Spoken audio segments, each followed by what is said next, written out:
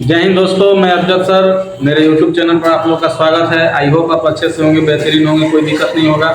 कल के क्लास में हम लोग पढ़े थे बाबू विशेषण। विशेषण के कितने भेद हुए थे? तो विशेषण दो प्रकार में बट गया था उनकी, एक स्थान के आधार पर और एक आपका बट गया था, वो बट गया था संरचना के आधार पर। तो कल हम लोग स्थान के आधार पर दो भेद पढ़ चुके हैं, एक उद्देश्य विशेषण और एक विधेय विशेषण। और हमको आज चार पढ़ना है जो संरचना के आधार पर है। तो संरचना के आधार पर विशेषण कितने प्रकार के होते हैं? तो चार। कितने प्रकार के होते हैं बाबू? चार। पहला कौन सा था? तो पहला आपका था संख्या, संख्यावाचक, संख्यावाचक विशेषण, संख्यावाचक विशेषण, संख्यावाचक विशेषण, संख्यावाचक विशेषण। देखिए संख्यावाचक विशेषण किसे कहते हैं? देखिए कि ऐसा विशेषण, ऐसा ऐसा विशेषण जो जो किसी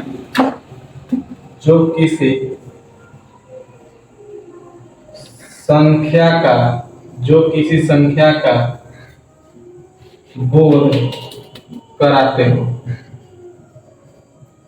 ऐसा विशेषण जो किसी संख्या का बोध कराते हैं।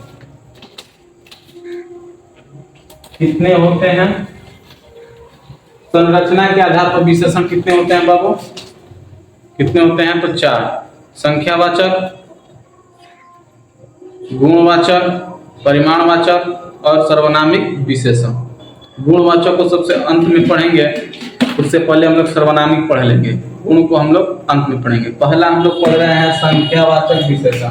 ऐसा विशेषण जो किसी संख्या का बोध कराए। किसकी बोध कराए बाबू? संख्या का बोध कराए, वो संख्यावाचक विशेषण होगा। अगर इसके भेद की बात करते हैं तो इसकी भेद होता है दो। संख्यावाचक का भेद कितना होता है? दो होता है। कितना होता है? दो होता है।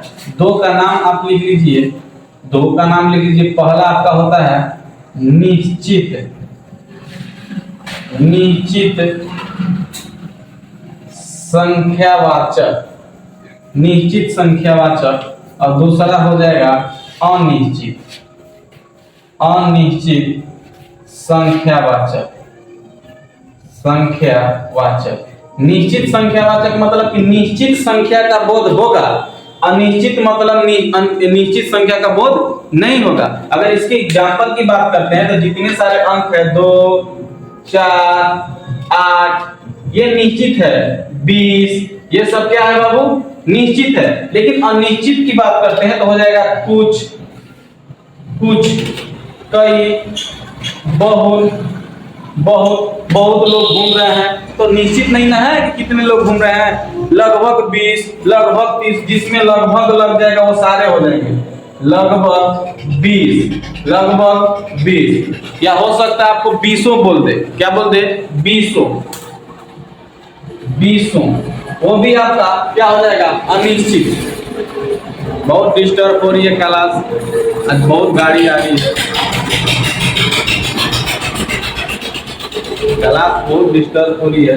लगभग 20 हो जाएगा, 20 हो जाएगा, या हो सकता है चंद लोग, चंद लोग, चंद लोग, हजारों, हजारों, ये सब क्या हो जाएंगे? ये सारे आपका, ये सारे आपका क्या हो जाएंगे? तो ये हो जाएंगे अनिश्चित संख्यावाचक, अनिश्चित संख्यावाचक। हम बोलते हैं आपसे बहुत लोग, यह निश्चित है कि अनिश्चित है? बहुत लोग बोलना ये मेरा निश्चित है कि अनिश्चित है? तो ये मेरा अनिश्चित है। क्या है? अनिश्चित है। क्योंकि बहुत लोग बोलना ये मेरा कोई कंफर्म नहीं हो रहा कई लोग हैं। हजारों, लाखों, करोड़ों, ये बोलना मेरा क्या है? अनिश्चित है। और जिसमें लगभग लग जाएगा वो सारे क्या हो जाएंगे? अनिश्चित हो जाएंगे। क्या हो जाएंगे? अनिश्चित। हम एग्जाम्पल की बात करें, यहाँ तक कोई दिक्कत है तो बोलिए। कोई दिक्कत नहीं। अगर हम यहाँ लिख रहे हैं, आपको बताना है निश्चित अनिश्चित से। हम एग्जाम्पल लिख रहे हैं कि सड़क पर, सड़क पर, सड़क पर 4 डिब्बे पड़े हैं। सड़क पर 4 डिब्बे पड़े हैं। दूसरा लिखना है कि सड़क पर कुछ डिब्बे पड़े हैं। सड़क पर 4 डिब्बे पड़े हैं और सड़क पर कुछ डिब्बे पड़े हैं। तो पहली बात की है बाबू, संख्यावाचक विशेषण तो है, 100% है संख्यावाचक विशेषण। लेकिन दूसरी बात अगर हम आपसे पूछ रहे हैं कि इसमें कौन निश्चित है और कौन अनिश्चित है, तो पहले में आप ध्यान दीजिएगा तो कह रहा है कि सड़क पर 4 डिब्बे, एकदम फिक्स कर दिया है कि कितने डिब्बे हैं, 4। तो ये मेरा हो जाएगा निश्चित वाचक विशेषण।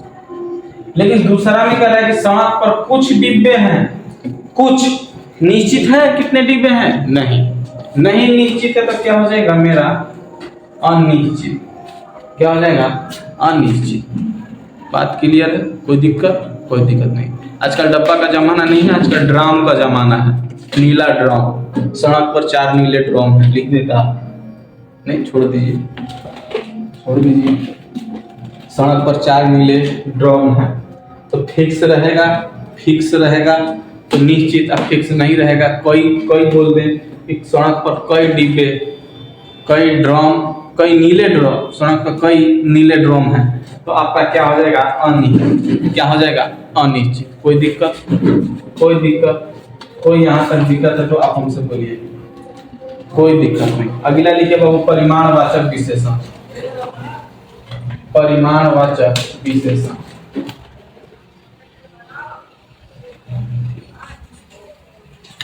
परिमाणवाचक विशेषण,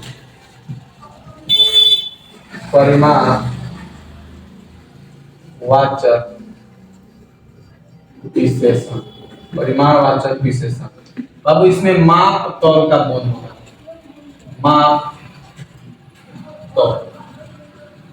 माप तौल का बोध हो, माप तौल का बोध हो। माप तौल का क्या होगा वो बोध हो। इसका भी दो वही बात है, इसका भी भेद की अगर बात करते हैं, इसकी भी भेद की बात करते हैं, इनकी भेद कितना होगा, तो बाबू इनकी भेद भी होगा आपका 2, वही होगा। बस अंतर होगी, लिखना पड़ेगा कि निश्चित परिमाणवाचक विशेषण और एक हो जाएगा अनिश्चित परिमाणवाचक विशेषण। एक होगा निश्चित और एक होगा अनिश्चित। क्या? तो परिमाण। अब होगा किसका बोध? माप तौल का। किसका बोध होगा? माप तौल का। आप माप तौल जानते होंगे, बहुत बेहतरीन से जानते होंगे, कोई दिक्कत नहीं होगा। जैसे निश्चित अगर परिमाणवाचक बोध का किया जाए बात, तो इसमें माप तौल एकदम निश्चित रहेगा, यानी माप तौल कैसा रहेगा? एकदम निश्चित। और अनिश्चित की बात किया जाए तो उसमें कोई आपका निश्चित नहीं रहेगा। जैसे अगर एग्जांपल की बात करें तो हम बोल रहे हैं कि 5 केजी आलू, 5 केजी आलू, यानी हमको 5 केजी आलू दे दीजिए, या हम बोल रहे हैं कि 2 किलो सेव दे दीजिए, 2 केजी सेव।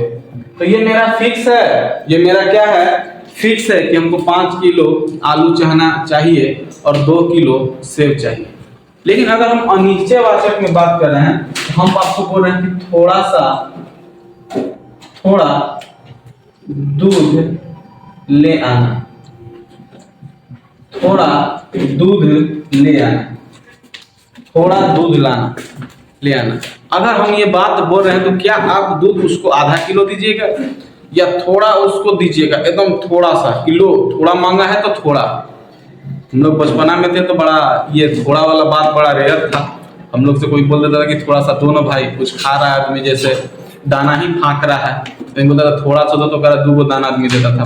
बोलता था कि थोड़ा ही ना मांगा है, ऐसे थोड़ी मांगा है कि 1 मुट्ठी दो, चाहे थोड़ा सा ज़्यादा देना। ये तो नहीं बोला है, बोला है थोड़ा सा तो 2 आदमी देता था। आप लोग भी किए होंगे बचपना में, ऐसी तो बात नहीं है। तो इसमें हो सकता है थोड़ा दूध ले आना, या हो सकता है बोतल में कुछ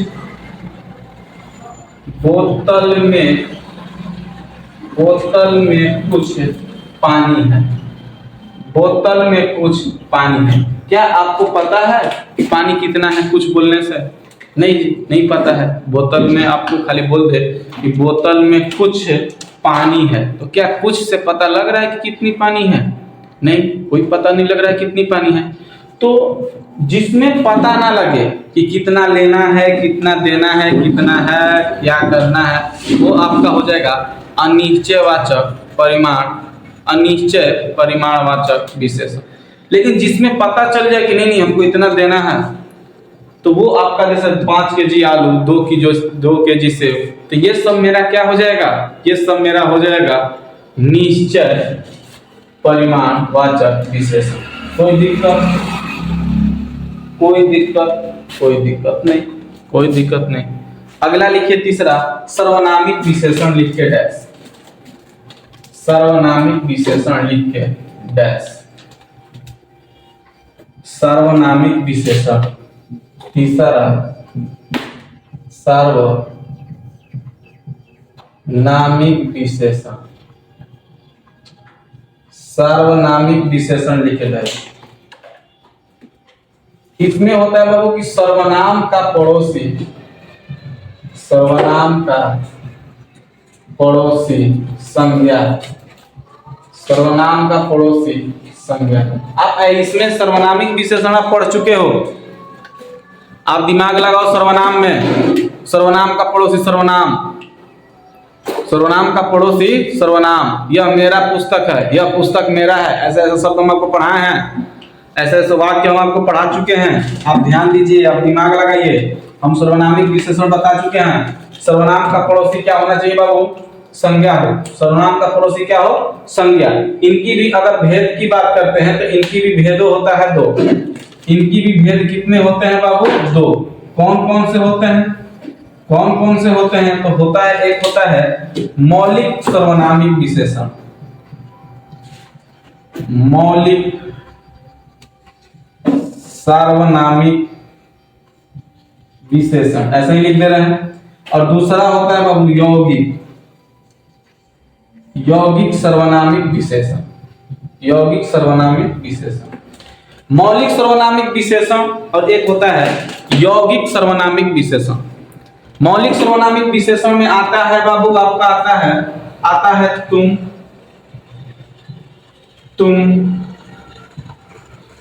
वह, यह, ये, वे, जो, सो। ये आपका हो गया मौलिक सर्वनामिक विशेषण का। कौन कौन सा हो गया? तुम, यह, वह, ये, वे, जो, सो। ये आपका हो गया मौलिक सर्वनामिक विशेषण, मौलिक सर्वनामिक विशेषण।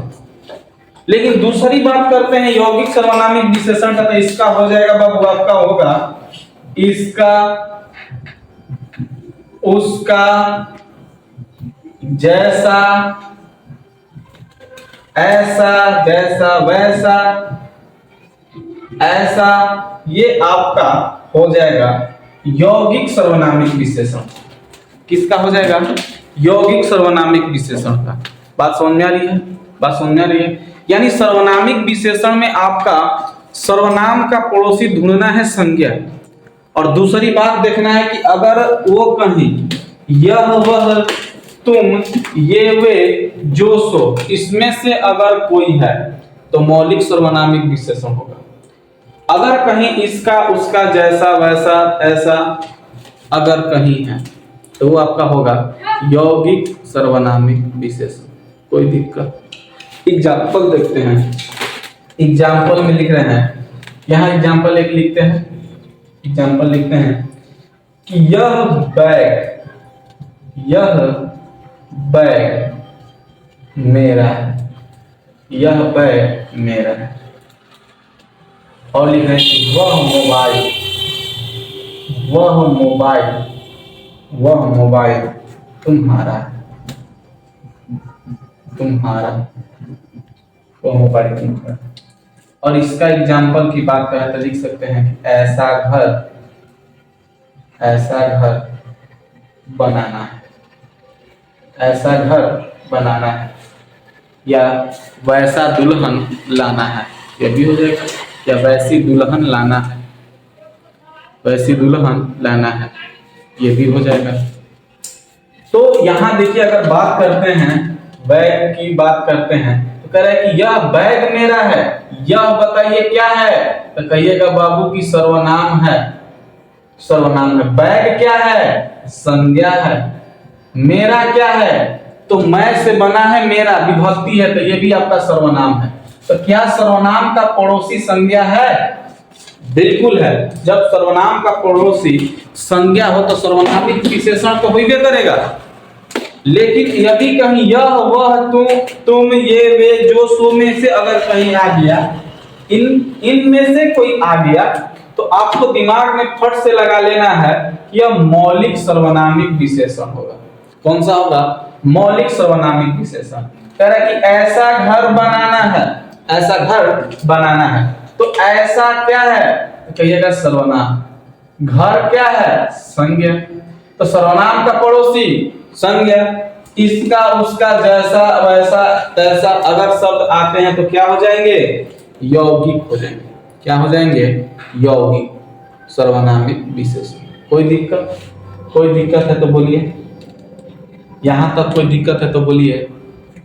नहीं दिक्कत है तो लास्ट टॉपिक लिखिए, गुणवाचक सर्वनाम, सर्वनामिक विशेषण, सॉरी गलत हो गया, गुणवाचक विशेषण, गुणवाचक विशेषण। चौथा लिखिए गुणवाचक विशेषण,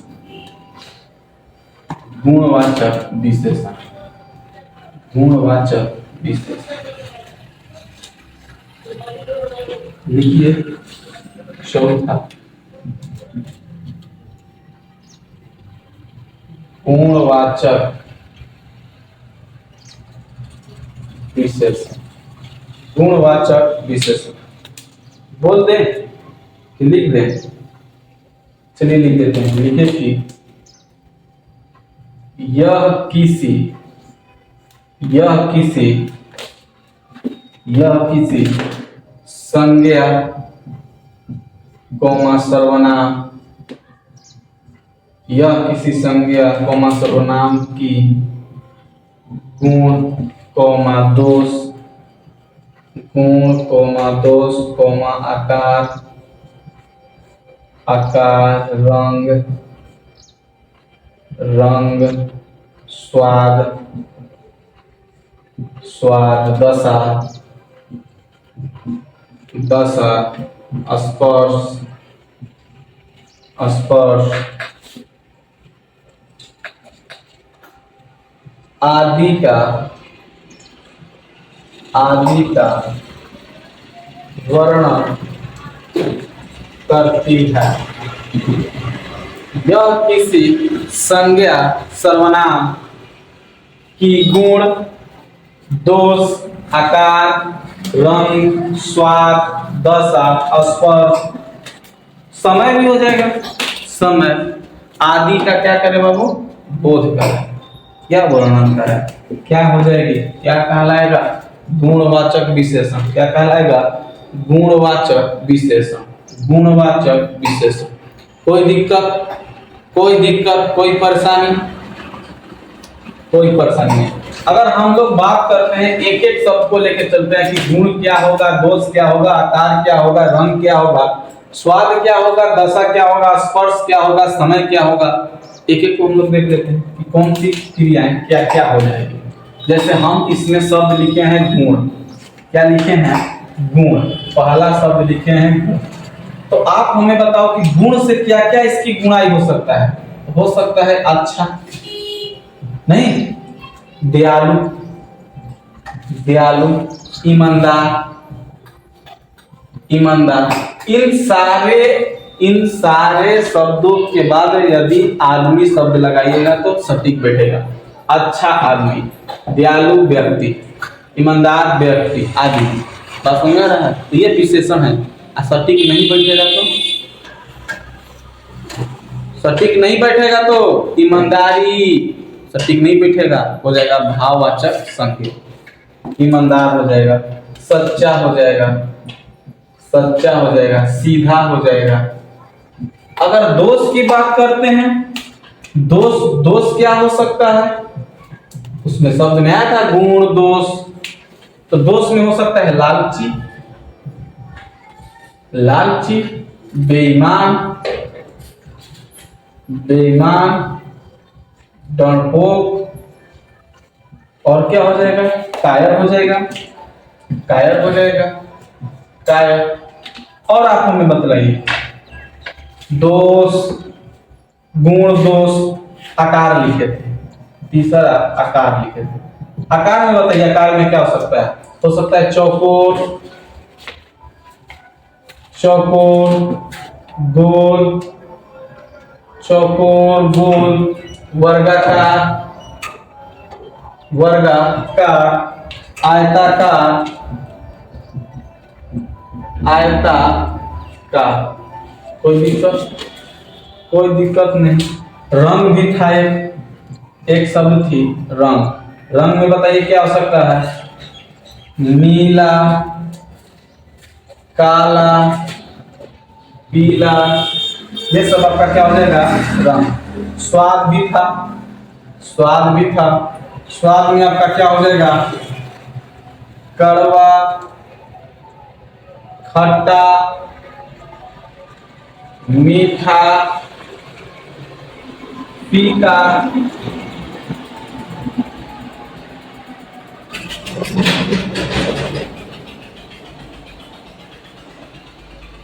नमकीन। ये सब आपका क्या है? ये सब आप गुण का पढ़ रहे हो। इसका पढ़ रहे गुण, यानी इतनी सारी आपका आ जाएगा गुणवाचक विशेषण। कोई दिक्कत? कोई दिक्कत, कोई परेशानी? तो ये तो रहा है आपका विशेषण। विशेषण आपका समाप्त, विशेषण आपका क्या हो गया? समाप्त हो गया। लेकिन एक चीज थोड़ा सा आप जान लीजिए, विशेषण की अवस्थाएं जान लीजिए। यहां तक कोई दिक्कत है? यहां तक कोई दिक्कत है? आप बता दीजिए। यहां तक कोई दिक्कत है तो बोलिए। एक चीज पढ़ लीजिए, विशेषण की विशेषताएं, अवस्थाएं, विशेषण की अवस्थाएं। हेडिंग दीजिए, लिखिए कि विशेषण की अवस्थाएं, विशेषण की अवस्थाएं। विशेषण की अवस्थाएं 3 होती हैं। कितनी होती है? 3 होती है। विशेषण की अवस्थाएं 3। विशेषण की अवस्थाएं होती है बाबू 3। कितनी होती है? 3।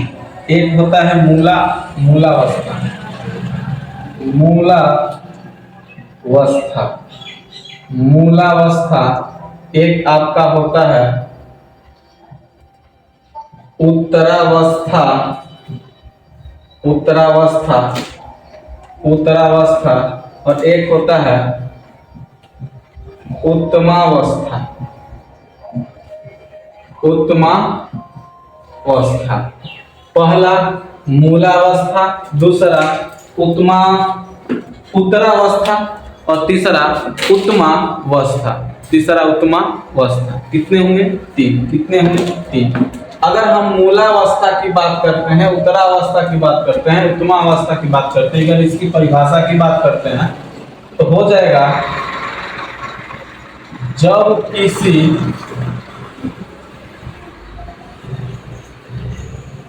बहुत गाड़ी आज डिस्टर्ब कर रही है। जब किसी से कोई तुलना न हो, जब किसी से कोई तुलना न हो। अगर एग्जाम्पल की बात करते हैं तो हम खाली लिख रहे हैं कि नीम कड़वा है, नीम कड़वा है। क्या हम यहाँ पे तुलना किए? किसी से हम तुलना किए तो नहीं, खाली हम बोल दिए नीम कड़वा है। किसी को अच्छा लगे तो, किसी को नीम अच्छा लगे तो ये कहना मेरा है कि यहाँ हम किसी से तुलना नहीं कर रहे हैं। लेकिन दूसरा कहता है, उत्तरावस्था कहता है कि जब किसी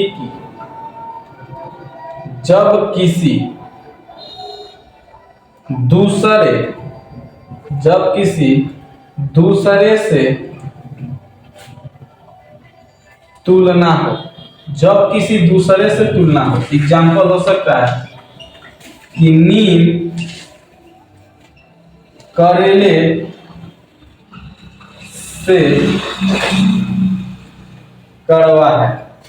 नीम करेले से क्या है? कड़वा है। तो यहां हम तुलना कर रहे हैं किससे? करेले से। करेले से नीम क्या है? कड़वा है।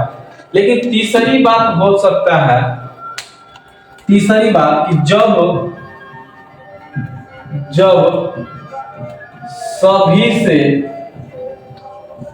सभी से तुलना की जाए, जब सभी से तुलना की जाए, एग्जाम्पल नीम सबसे कड़वा है, नीम सबसे कड़वा। बाबू विशेषण की 3 अवस्था, एक मूला अवस्था, एक उत्तरा अवस्था और एक उत्तमा अवस्था। मूला अवस्था में किसी से तुलना नहीं होगा, मूला अवस्था में किसी से तुलना नहीं होगा, डायरेक्ट हो गया नीम कड़वा है। उत्तरा अवस्था में किसी से तुलना होगा, किसी 2 लोग के से तुलना होगा। जैसे हम बोल रहे हैं कि हम गोरे हैं तो कैसे, हम काले हैं तो कैसे, कोई ना कोई है जिससे हम कंपैरिजन कर रहे हैं, मिला रहे हैं। तो वैसे ही जब किसी दूसरे से तुलना हो, यानी नीम करेले से क्या है? कड़वा है। नीम करेले से क्या है? कड़वा। तो यहाँ 2 लोग के बीच क्या हो रहा है? तुलना हो रहा है, जिसमें नीम क्या हो गया? जीत गया। ठीक है। और उत्तमा अवस्था में सभी से तुलना की जाए, जैसे कि नीम सबसे कड़वा है, उससे कड़वा कुछ नहीं, तो सबसे बेस्ट कौन होगा? उत्तमा अवस्था, यानी सबसे एकदम कड़वा, यानी सब जितनी चीज है उसमें से सबसे कड़वा क्या है? नीम। लेकिन किसी से तुलना ना हो तो मूला अवस्था, किसी से तुलना हो तो उत्तरा अवस्था, और सबसे आपका तुलना हो तो आपका हो जाएगा उत्तमा अवस्था। क्या यहाँ तक कोई दिक्कत है? तो विशेषण की क्लास यही समाप्त। तो आज की क्लास बाबू यहीं तक, मिलेंगे हम लोग कल की क्लास में।